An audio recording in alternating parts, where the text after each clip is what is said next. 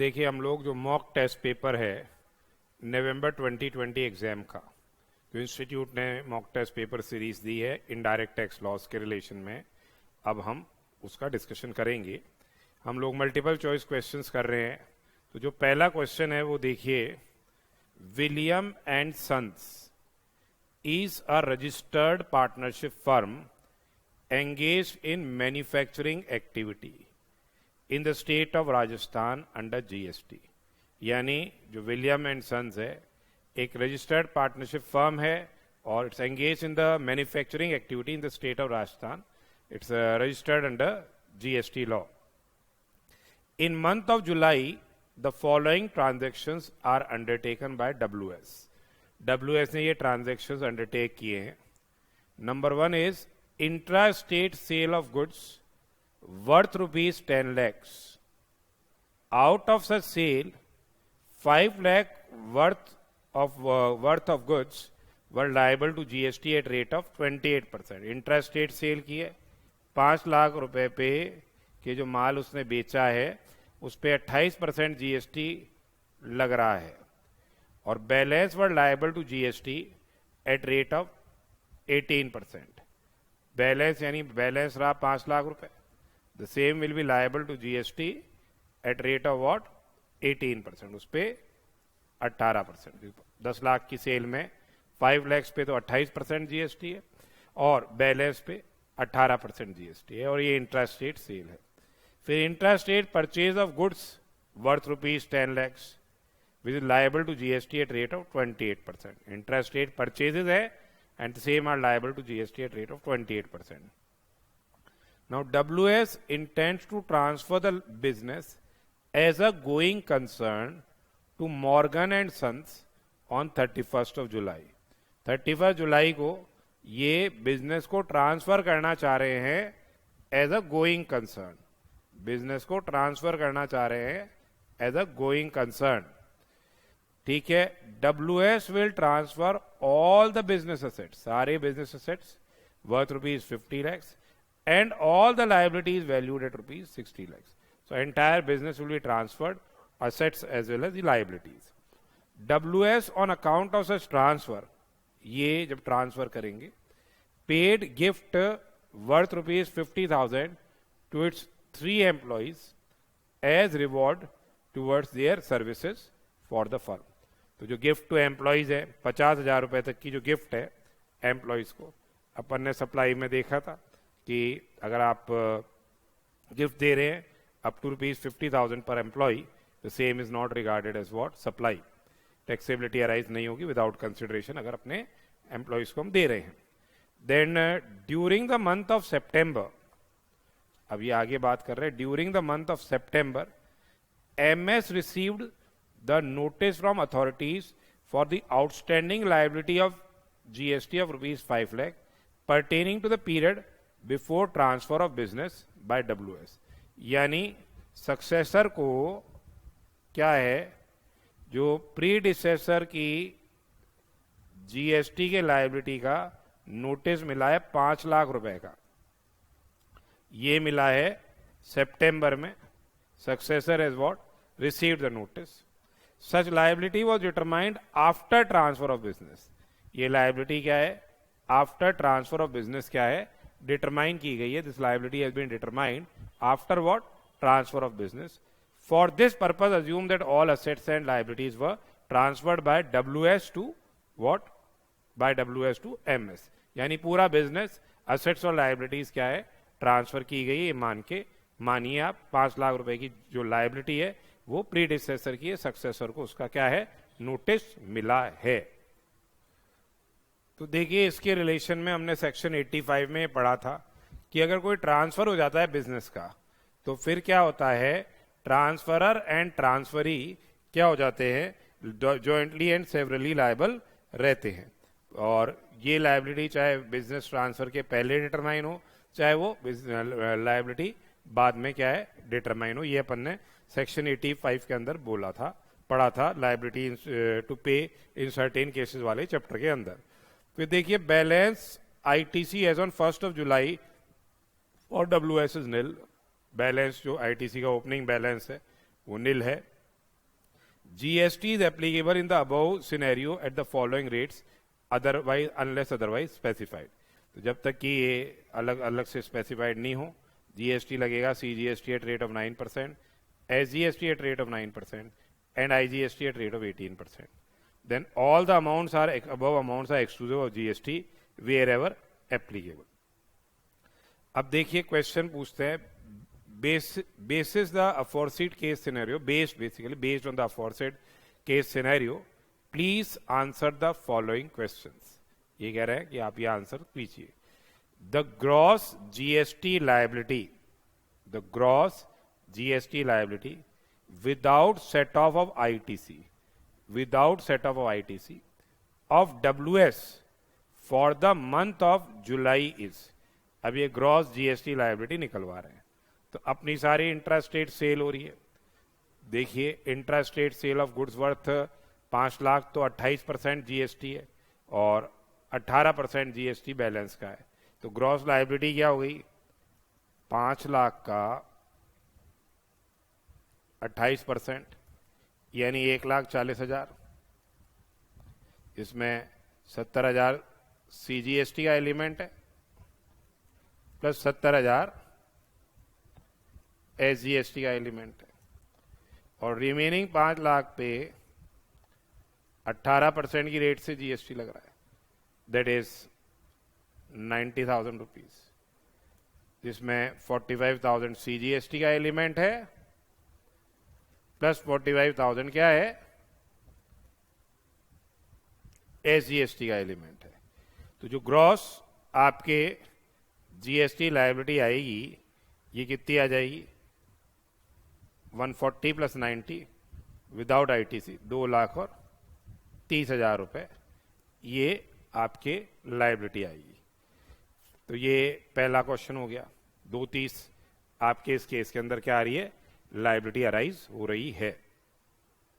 दूसरा देखिए, in case of transfer of business to MS, अगर ये बिजनेस ट्रांसफर करते हैं, what is the amount of ITC credit which stands transfer to MS. तो कितना ITC क्रेडिट जो है अवेलेबल वो क्या ट्रांसफर होएगा? सेकंड क्वेश्चन इन्होंने क्या है इस बारे में अपने से पूछा है. ट्रांसफर हो रहा है बिजनेस का.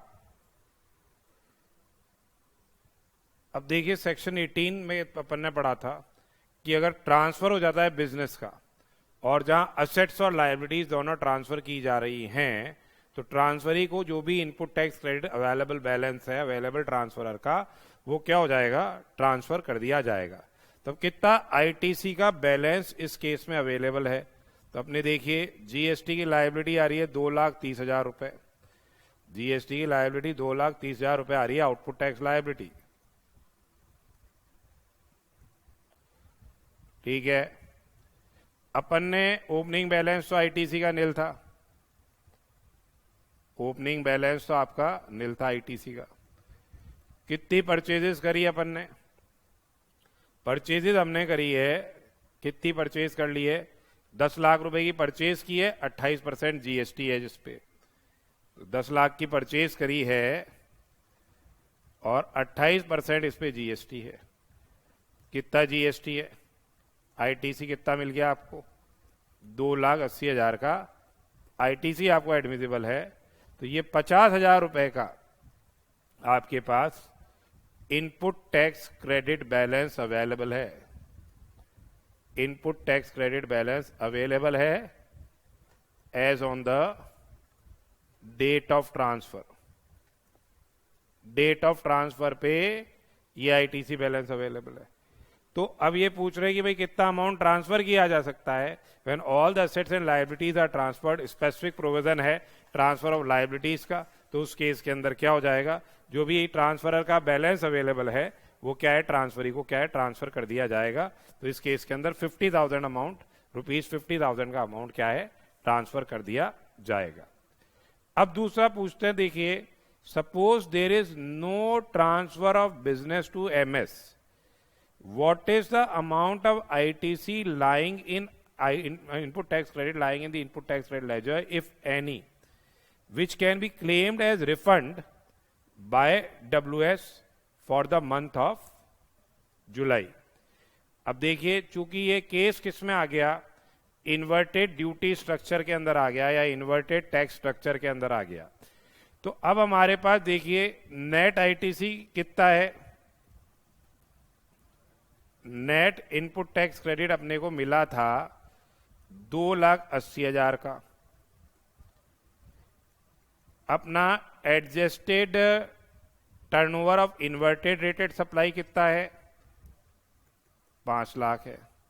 यानी turnover of inverted rated supply कितना है, 5 लाख है। टोटल टर्नओवर कितना हो गया, 10 लाख हो गया।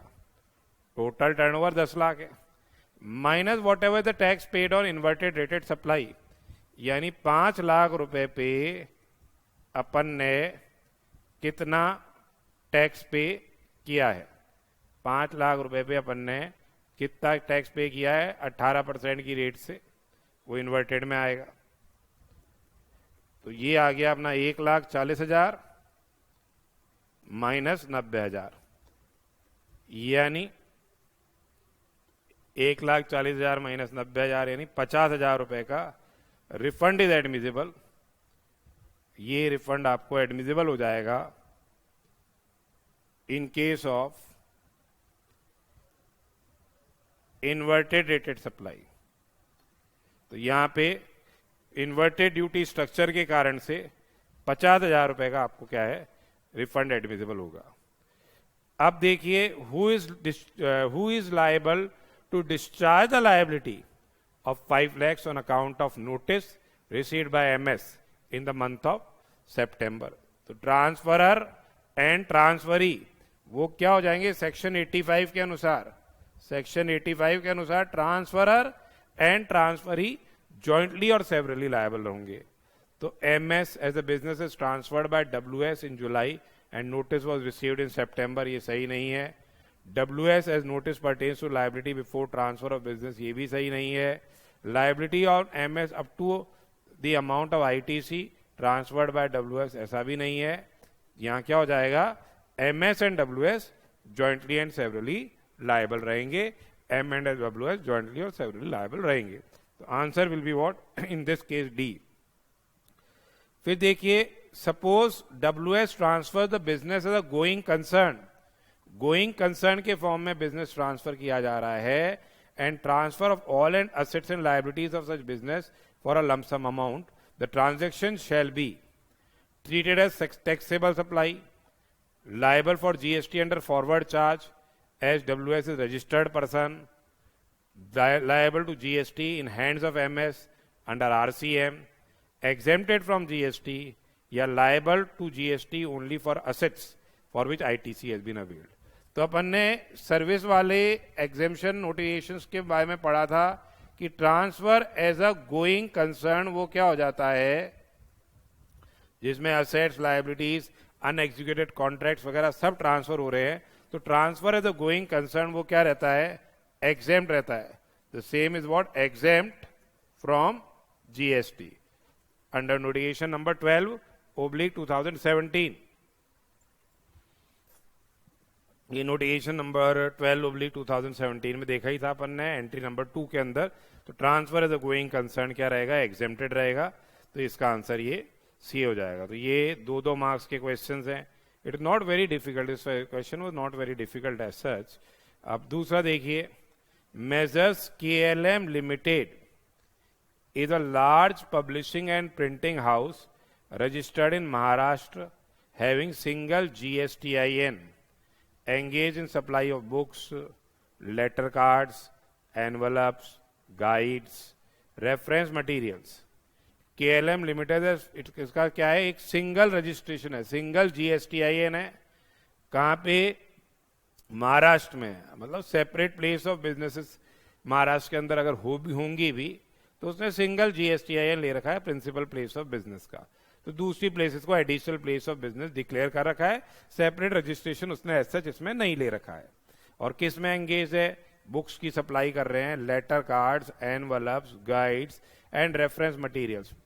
पब्लिशिंग एंड प्रिंटिंग हाउस है ये, पब्लिशिंग एंड प्रिंटिंग हाउस, ठीक है। KLM हैज फ्रंट ऑफिस है in Mumbai and Nagpur for receiving orders. Orders are supplied to front office or supplied to recipient directly, depending upon the order from the workshop located at Nagpur. Workshop तो जो इनकी workshop है जहाँ printing का काम चल रहा है वो तो नागपुर में है, और ऑर्डर्स क्या है फ्रंट ऑफिस पे रिसीव किए जा रहे हैं मुंबई और नागपुर में, और फिर उसी हिसाब से ये ऑर्डर एग्जीक्यूट करके या तो मुंबई नागपुर भिजवा रहे हैं या फिर कहाँ पे डायरेक्टली भी भिजवा सकते हैं क्लाइंट को. अब देखिए, during March 2020 KLM received a proposal of printing 5,000 copies of taxation book from a renowned author where only the content will be supplied by the author. अब यहाँ content is supplied by author. ठीक है, content कौन दे रहा है? Author दे रहा है. KLM limited agree to what? Supply the books. ये एक ऑर्डर मिला, बोला ये मेरा कंटेंट है, आप इसको क्या है पब्लिश कीजिए, प्रिंट कीजिए. ठीक है, प्रिंट करके पेपर भी किसका रहेगा? Paper belongs to the printer. ठीक है, और प्रिंटर यानी KLM का पेपर भी रहेगा. As per the requirement of the author 2500 copies were supplied from workshop to Nagpur front office and 25 copies to Mumbai front office from where author collected the books. तो ऐसा किया कि उनके हिसाब से छपवा दिया, और एक क्या है नागपुर फ्रंट ऑफिस पे भिजवा दिया, और एक क्या है 2500 कॉपी मुंबई फ्रंट ऑफिस पे भिजवा दिया, जहां पे ऑथर क्या है from where the author collected the books, वहां से ऑथर ने ये बुक्स क्या है कलेक्ट कर ली. Satisfied with the quality of the books, author placed order of 10,000 pieces of letterhead during April 2020. इसकी एक प्रिंटिंग वर्क से सेटिस्फाई होने के बाद इसने क्या किया, जो 10,000 लेटरहेड्स का ऑर्डर दिया, the design and logo was supplied by the author for printing. Due to these orders, KLM Limited earned handsome amount of profit and decided gift employees for their performance according to KLM limited. ने क्या किया, अपने employees को अच्छा काम मिला तो अच्छा उसको पैसा मिला, तो उसने अपने एम्प्लॉइज को गिफ्ट किया mobile phone, Android mobile phone worth 36,500 each for to all the 45 employees. 45 employee को ये क्या है मोबाइल फोन गिफ्ट में दिए. अब ये कह रहे हैं आगे, in relation to the above answer the following questions. ये पूछ रहे हैं, अब आंसर कीजिए फॉलोइंग क्वेश्चंस. तो अब देखिए, supply of taxation books by KLM is, तो इसका एक सर्कुलर अपन ने पढ़ा था. ये सर्कुलर जो मिक्स सप्लाई और कंपोजिट सप्लाई के रिलेशन में था, तो अपन ने सर्कुलर प्रिंटिंग कॉन्ट्रैक्ट्स की टैक्सेबिलिटी के बारे में पढ़ा था. ठीक है, उसमें क्या बोला था, जहां कंटेंट किसका है, ऑथर का है, और पब्लिशर जो भी प्रिंटर है ये क्या कर रहा है, प्रिंटिंग की एक्टिविटी कैरी आउट कर रहा है. पेपर भी प्रिंटर को भी बिलोंग करे, तो बेसिकली ये एक्चुअली में क्या है, सप्लाई ऑफ सर्विस रहेगी. ये सप्लाई ऑफ सर्विस है. It is basically composite supply. ये होती क्या है, कंपोजिट सप्लाई रहेगी, and it will be regarded as what, the supply of service. तो ये अपन ने सर्कुलर पढ़ा था. This was the circular which was initially issued. जब GST आया था तो अक्टूबर के 17 में सर्कुलर इशू किया गया था कि अगर सपोज करो मैं ऑथर हूं, मैंने अपना कंटेंट दे दिया प्रिंटर पब्लिशर को, और प्रिंटर पब्लिशर क्या कर रहा है, उसको पब्लिश करेगा, तो फिर उसका प्रिंसिपल सप्लाई एक तरह से क्या हो गई है, सर्विस की सप्लाई है. कंपोजिट सप्लाई है जिसमें वो प्रिंट भी कर रहा है और पेपर भी उसी का ही है. तो where basically paper and printing is by the printer, it is basically a composite supply. Principal supply is printing activity, it's a supply of service. दूसरा क्या है, supply of letter heads by KLM. अब इसके relation में भी उन्होंने बोला था कि अगर कोई प्रिंटेड एनवलप्स हैं, लेटर हेड्स हैं, using designs which have been supplied by the recipient, तो उसको क्या माना गया है, ये भी एक कंपोजिट सप्लाई है, पर यहाँ बेसिकली लेटर हेड है या फिर आपके एनवलप्स हैं, वो सब चीजें, प्रिंटेड एनवलप्स हैं, लेटर कार्ड है, प्रिंटेड बॉक्सेस हैं, टिश्यूज, नैपकिन एक्सेट्रा, उनको क्या है लोगो वगैरह डाला है, बट बेसिकली वो सप्लाई ऑफ गुड्स रहेगा। तो इट इज कंपोजिट सप्लाई, वो कंपोजिट सप्लाई माना जाएगा, और ये क्या है, सप्लाई ऑफ गुड्स रहेगा। तो ये सर्कुलर आप एक बार रेफर कर लेना, सप्लाई वाले चैप्टर के अंदर अपन ने दे रखा है। तो पहले वाले का आंसर तो क्या हो जाएगा, जब बुक्स की बात है it's a composite supply, the same will be regarded as supply of service. जबकि सप्लाई ऑफ लेटर हेड्स क्या है, ये भी कंपोजिट सप्लाई है, प्रिंसिपल सप्लाई वहां क्या मानी जाएगी, सप्लाई ऑफ गुड्स मानी जाएगी। Principal supply will be regarded as what, supply of goods in this regard. उसके बाद देखिए distribution of mobile phones to employees by KLM limited will be. अब यहाँ एंड्रॉइड वर्थ मोबाइल फोन की जो value है वो 50,000 से कम है, it's not more than 50,000 rupees. तो अब ये कह रहा है क्या, treated as deemed supply as per para 2 of schedule 1 because the aggregate value of mobile phone is rupees more than 50,000। तो ये सही नहीं है, पर एम्प्लॉय देखना है अपने को। not to be treated as deemed supply as per para 2 of schedule 1 because value of mobile phone is less than what 50,000 per employee। तो ये आंसर सही है। नीचे वाले भी पढ़ लीजिए, treated as deemed supply as para 2 of schedule 1 because value of mobile phone is more than 25,000। 25,000 का कोई लेना देना नहीं है, because value of mobile phone is more than 35,000। तो ये भी बेकार है। आंसर क्या रहेगा, it will not be regarded as supply because the value of mobile phone is less than 50,000 per employee। अब देखिए नेक्स्ट है, इन case of taxability of supplies from workshop. अब वर्कशॉप से जो बुक्स वगैरह भेजी हैं फ्रंट ऑफिस को, अब ये तो GSTIN सिंगल है,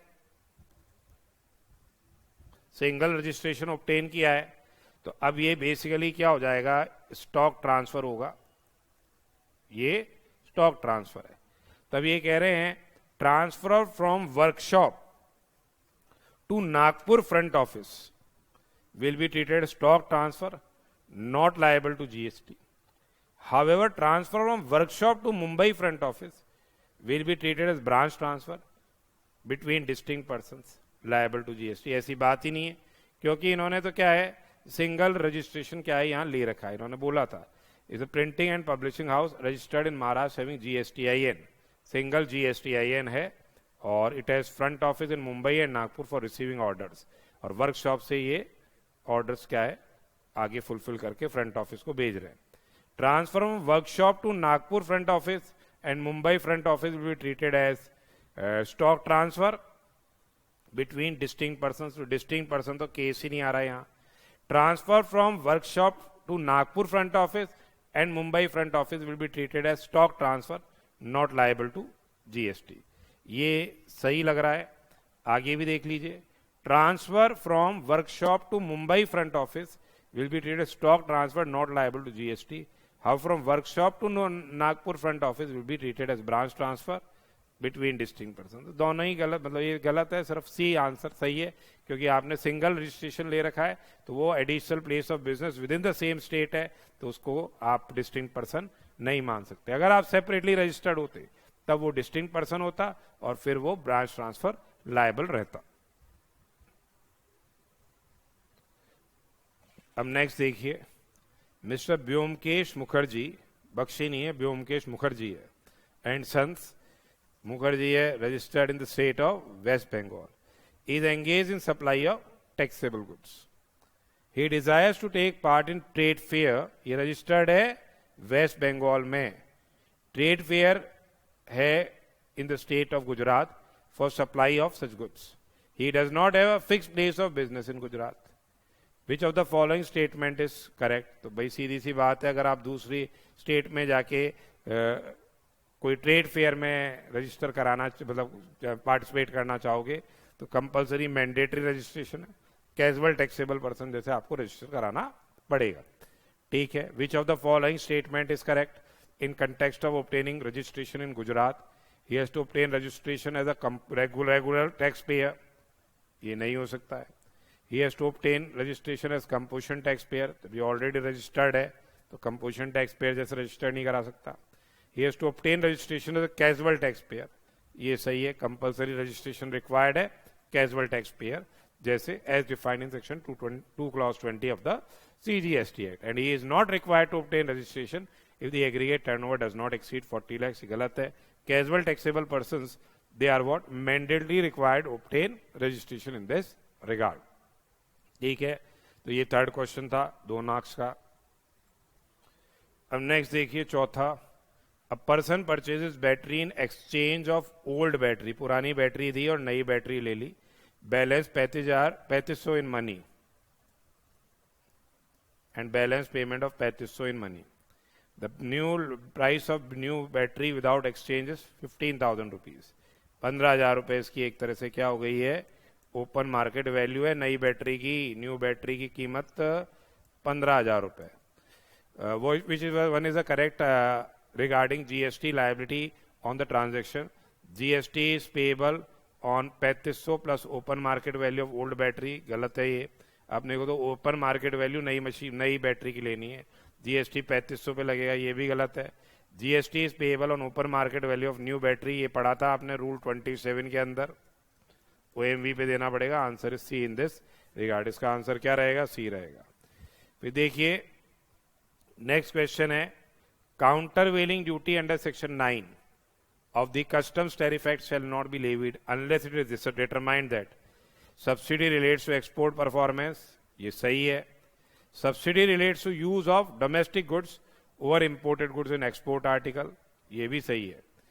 And subsidy is conferred on all the persons engaged in manufacture of export article. ये गलत है. It is conferred on limited number of persons. It has been there under limited number of persons. तो ये सही नहीं है. All of the above. तो all of the above तो आ ही नहीं सकता है आंसर. ठीक है. और only 3 ये भी नहीं होगा. 2 and 3 भी नहीं होगा. 1 and 2 आंसर होगा. तो कहने का मतलब क्या है, answer will be 1 and 2 in this regard. अब anti dumping duty section 9A के अंदर लगती है. किससे ज्यादा नहीं लगा सकते, not exceeding margin of dumping. ये अपन ने पढ़ा था. मार्जिन ऑफ डंपिंग क्या होती है, difference between export price and the normal value. तो ये देखिए यहां पे कितनी लगाएंगे anti dumping duty, higher of margin of dumping और इंजरी मार्जिन. तो मार्जिन ऑफ डंपिंग से ज्यादा नहीं लगा सकते. Lower of what, margin of dumping. भाई जितनी इंजरी है उतना ही तो लगाया जाएगा. तो हायर ऑफ एक्सपोर्ट प्राइस और नॉर्मल वैल्यू इसका कोई लेना देना नहीं है. लोअर ऑफ एक्सपोर्ट प्राइस और normal value, the difference between export price and normal value that is basically margin of dumping. तो यहाँ lower of margin of dumping और दी इंजरी मार्जिन, ये आंसर आ जाएगा. 6 का क्या आ जाएगा इस केस के अंदर, बी हो जाएगा. Which of the following is not considered as supply under GST under CGST act. कोई सप्लाई नहीं है. Importation of architectural services for ₹1 lakh for construction of residential property use for personal purpose for from unrelated person. तो import of service for a consideration, अगर कोई import होती है service for consideration, whether or not in course or furtherance of business, whether or not in course or furtherance of business. 7(1)(b) में बोला था ये supply है, तो this will come under the ambit of supply क्योंकि it's for a consideration even if it's for a personal use. The importation of architectural services free of cost of office use for business purpose from related person. तो ये अपन ने बोला था related person है, without consideration है. In course or furtherance of business है, in course or furtherance of business है. तो शेड्यूल 1 के अंदर देखा था, ये भी क्या है, सप्लाई की एम्बिट में आएगा. Same will be covered under the ambit of supply. It will be covered under the ambit of supply. Importation of architectural services free of cost for construction of office building, office use for business purpose from unrelated person. तो भैया unrelated person भी आजकल free of cost services दे रहे हैं। It will not be regarded as free of cost ही मिल रही है आजकल बहुत services. It will not be regarded as supply. ठीक है ना? तो कहने का मतलब क्या है, कोविड में तो कई चीजें फ्री ऑफ कॉस्ट मिल गई है अब आपको। तो importation of architectural services free of cost for construction of office use for business purpose from unrelated person, उसको क्या है, the same will not be considered as supply. तो it will not be regarded supply, C answer आएगा। Then if a person has done the following acts, inspection can be carried out. GST law है section 67 के अंदर देखा था अपन ने। अगर उसने सप्रेस किया है transactions of value of supply of goods और सर्विस, स्टॉक को सप्रेस किया है, कॉन्ट्रावेन किया है provisions of the GST law, तो आंसर इसका तीनों ही एक्टिविटीज कैरी आउट करता है ये कोई भी कॉन्ट्रावेंशंस, तो यहां पे आंसर आ जाएगा डी। अब जो taxable event and customs act 1962 क्या होता है भैया टैक्सेबल इवेंट कस्टम्स में, सबको ही पता है, it's very simple. It is what, importation of goods into India और exportation of goods from India. इस तरह का अगर आंसर क्वेश्चन आ जाए एग्जाम में तो चलो एक नंबर तो फ्री के आ गए आपके, importation of goods into India और exportation of goods from India. So it was very very simple this time they have given, जितना आरटीपी में दिया था वैसा नहीं है, काफी सिंपल दिया है। तो to boost up your moral also ये दिया है, इस तरह के मल्टीपल चॉइस क्वेश्चन आप कर लीजिएगा एग्जाम में। It was not very difficult, you can go through the same और प्रैक्टिस खुद कीजिए एक बार, और फिर आप कहीं डिफिकल्टी आए तो you can refer the same. तो देखिए हमारे अभी बहुत एनफ टाइम है, we can do all the questions. ये वाले नीचे जो क्वेश्चंस दे रखे हैं वो जो अब मल्टीपल मतलब जो आपके सब्जेक्टिव क्वेश्चंस हैं उनको भी प्रैक्टिस कीजिए बाय हैंड, तो आपको एग्जाम के टाइम में it will be much more convenient. So this was about discussion of the multiple choice questions. All the best for exams, अच्छी से करिएगा, बिल्कुल प्रॉपर वर्किंग नोट्स के साथ, क्लियर अंडरस्टैंडिंग। और आप ये घबराइए मत कि एग्जाम क्या डेफरमेंट, ये सब चीजें बेकार की बातें हैं। अपनी पूरी स्ट्रेंथ के साथ अपने को अच्छी से एग्जाम में देना है, ठीक है। बाकी परिस्थितियां जो है it's with everyone, it's not कि भाई हमारे साथ ही, सभी के साथ वो परिस्थितियां रहेंगी। You have to work hard and score examination marks in GS in direct tax laws. ये पक्का अच्छी से एग्जामिनेशन मार्क्स आपके आ सकते हैं अगर आप सही से इसको पढ़ाई करके देते हैं। We have enough time now, time बढ़ गया है तो इसका एडवांटेज लीजिए, मेहनत कीजिए और आगे बढ़िए। टाइम वेस्ट नहीं करना है आपने को बिल्कुल भी। All the best for your exams. Thank you very much भाई।